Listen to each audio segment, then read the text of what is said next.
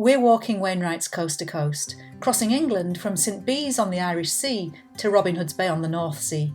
Day 7 continues from Reeth, where we left you last time, and continues through Richmond to Catterick Bridge. Let's go! And we're with our niece, Rebecca, Hi, darling. who will walk with us as far as Richmond. And leaving Reeth.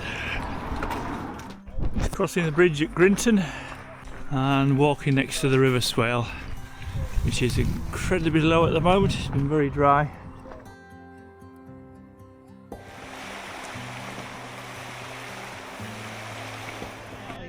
Reach Marrick Priory. What do you lot want? Up or away?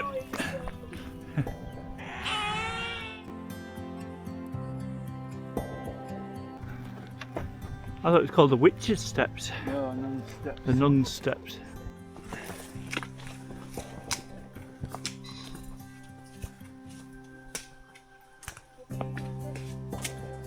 And here's Marrick.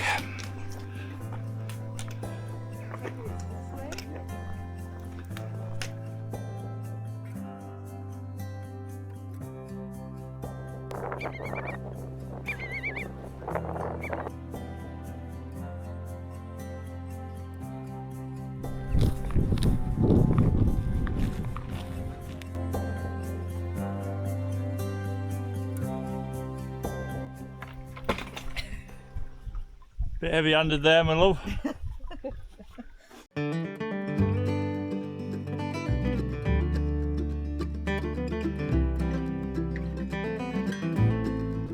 we come out onto the road, down into Marske. This is the top of hard styles from Marske. Bit of a challenge ride for us. Into Marske.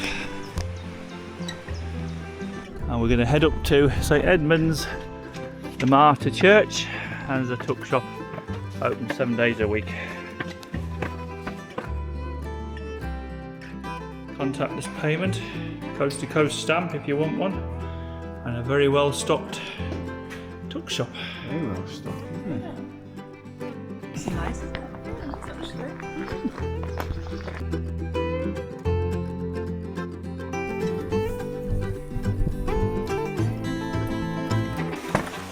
And we get to Paddy's Bridge. From Paddy's Bridge, the path rises to cross beneath Applegarth Scar, with the road winding through the upper Swale valley below us. And looking back to Marske.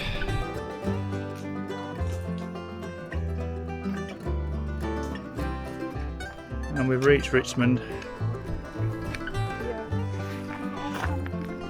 First sign of Richmond Castle and the marketplace. And here we are.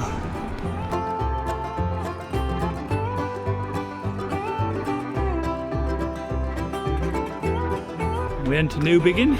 Very shortly will be the Buck Inn, which will be the first pub you meet on the way. And come the stragglers, heading in towards the marketplace next.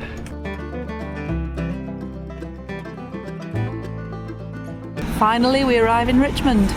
Looking forward to our next stop, Dave? I am, yeah. How about you, Graham? Are you looking forward to our next stop? Yes, I am. Yeah. Being well looked after by my hosts. Just another 3 miles. And our next stop awaits. From Richmond, the coast to coast continues towards Catterick Bridge. This wasn't the route we took, but we'll show you our preferred variation later. For now, we'll follow the national trail route through Richmond to Catterick Bridge. You get to the bottom of the marketplace. There's various ways now to follow the coast to coast. You can either go to the station, which is a turn left at the bottom of the bank, or if you prefer the riverside, you can go via the River Swale Falls and the Castle Walk. Follow the sign for the falls and the Castle Walk, which is down here.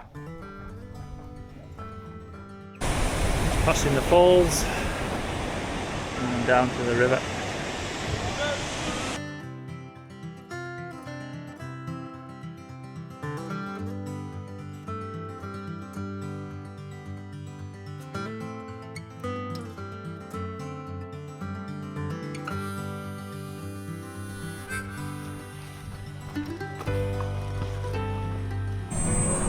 came down from the marketplace, you'd rejoin this point. Now we're headed to the station. Across the bridge and just crossing over the swale, over the main bridge to the station, cinema and restaurant.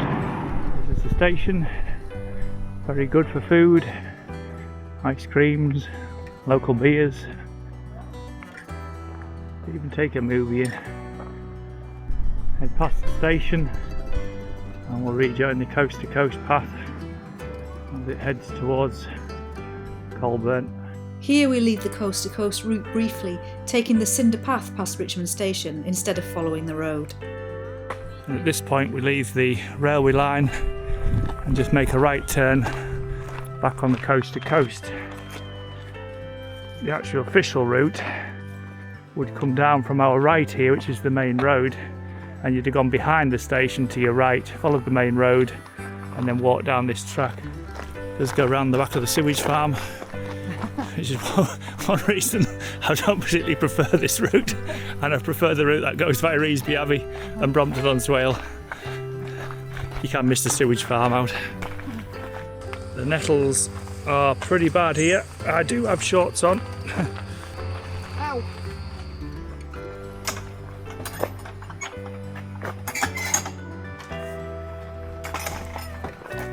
This is a little bit nicer, isn't it, when you get to here? Yeah, back next to the swale and through the woods.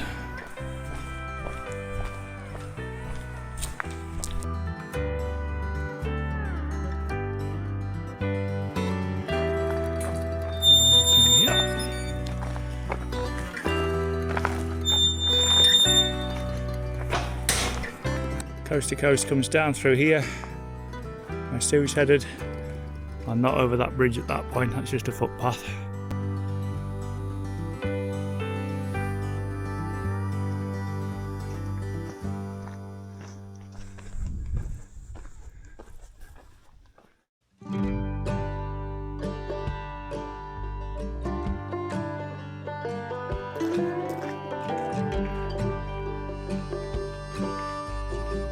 And you pass the Hildyard Arms.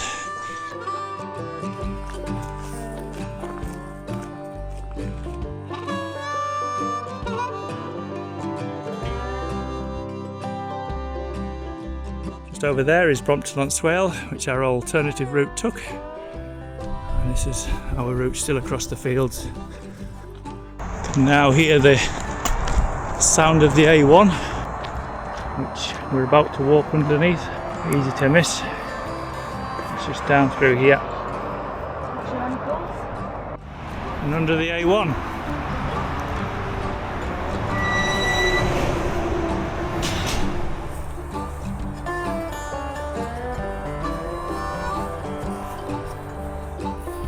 And across the field, just off to our right there, is Catterick Racecourse if you want a day at the races. So we arrive at Catterick Bridge. But this wasn't our route, so let's head back to Richmond and follow our own variation, taking us somewhere rather special for the night. Just leaving Richmond Marketplace. So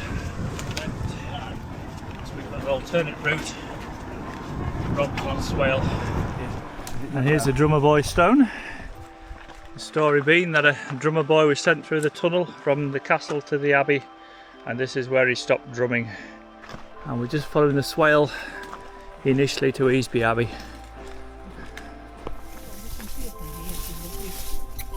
A cash on the fence. Yeah.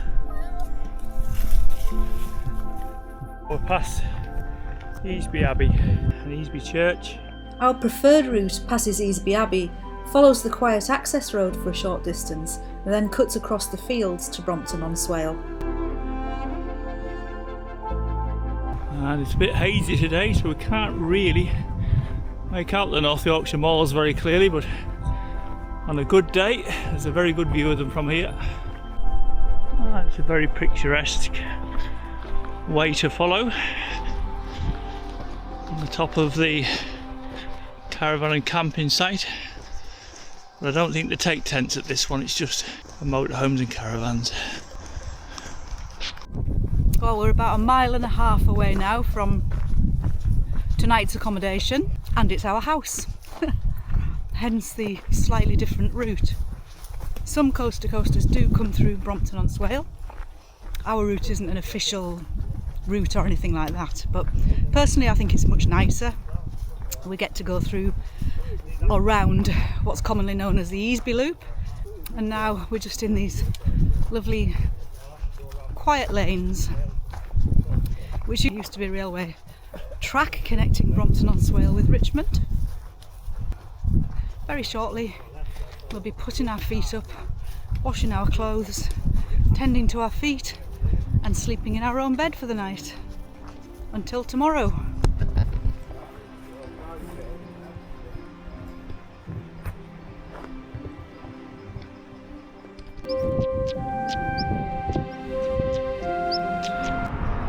And you can get a £15 for the bunk barn, accredited, just there at the farm.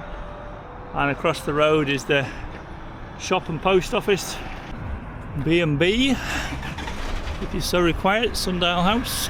And there's the Crown Public House. And we arrive. No camping tonight. Touch under 18 miles. A night in a bed and a lovely meal provided by Graham's wife, Helen. See you in the morning. Day 8 takes us from Brompton-on-Swale to Ingleby Arncliffe. We rejoin the coast to coast at Catterick Bridge and follow the Swale before crossing the Vale of Mowbray. It's a very different landscape with plenty of flat farmland, so join us as we cross the fields to the North York moors. Let's go! And away, Brompton-on-Swale, heading back onto the coast to coast. This is where we come back onto the coast to coast, crossing back next to the Swale, down through here, narrow style, heading to Bolton-on-Swale. Walking to Bolton-on-Swale via Scorton Lakes, which are the old gravel pits, and the other side of the road was once an airfield in the Second World War. And we arrive at Bolton-on-Swale, a lovely little village, and worth a little tour into the churchyard to see possibly the world record holder for age.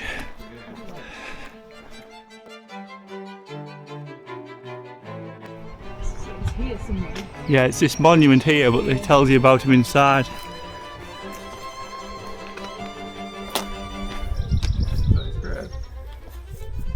Yeah, Henry Jenkins. We'll go in the church because it will tell you that I think he was 157 years old when he died. Yeah. That's his grave. Here we go, Henry Jenkins. And he was interred here December the 6th, 1670. He lived to the amazing age of 169. If we believe that Henry Jenkins was 169. You know that there's drinks, chocolate bars in the fridge. There's quite a few tins of food and bits and pieces.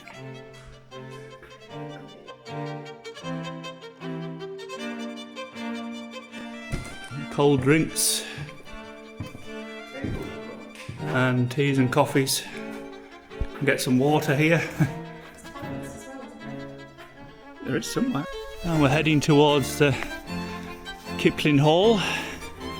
It's a lot of fields today since the A1 and Brompton-on-Swale.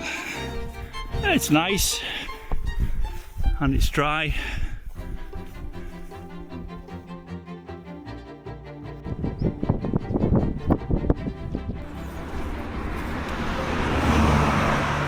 And this is Kiplin Hall Gardens Cafe, if you want to have a visit in there.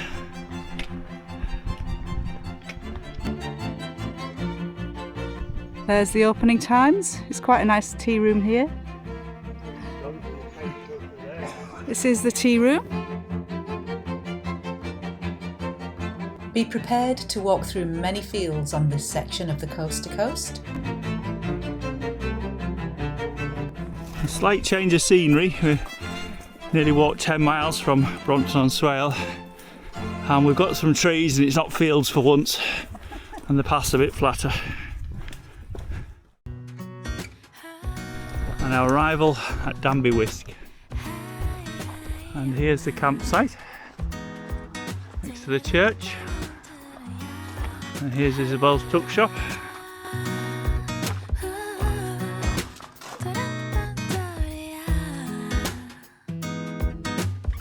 They're comfy there, like stuff. It's lovely. Can I not just stay here? One of us had the sense to bring all their waterproofs and their rucksack liner. Graham's brought a Pertex top and no bottoms. He has a rucksack liner. I've got a waterproof coat, no bottoms and no rucksack liner.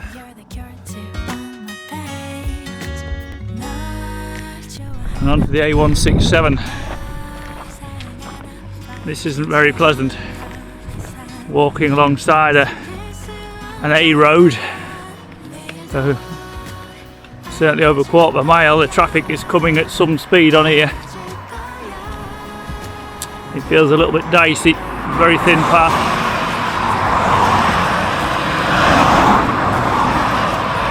We're having to try and squash ourselves into the hedge side. Vehicles moving at 60-70 miles an hour isn't very fun, and there's been no proper path put in, a verge which at times is inches wide. It's very much been farm, wheat field, barley field, farm and repeat. Oh, and grass field. It does get quite hard to motivate yourself across 15 odd miles of arable fields, but the moors are starting to come into view. Wheat field, barley field, farm again.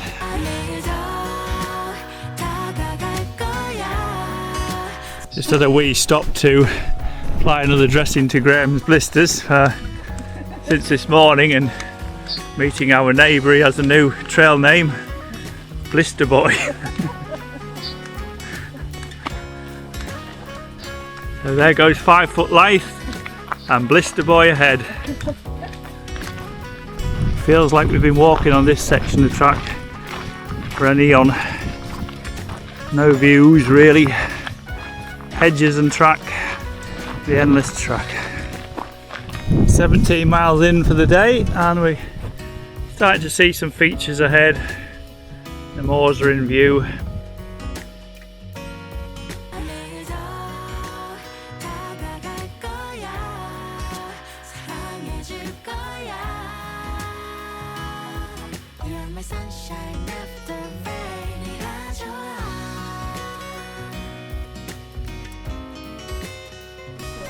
Now there is a detour here,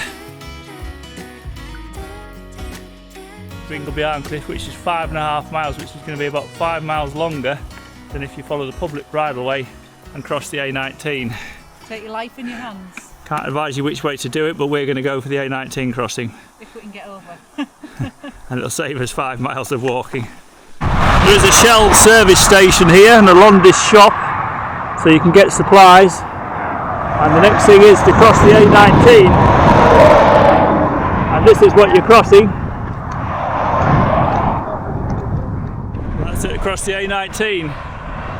You do have to wait for your gap, but we made it, and saved 5 miles and a bit. Here we go, we're just going into Ingleby Arncliffe, and we'll make an assessment whether we're going to camp here. I'll go a little bit further up to the top where the radar station is. There might be some wild camping up there.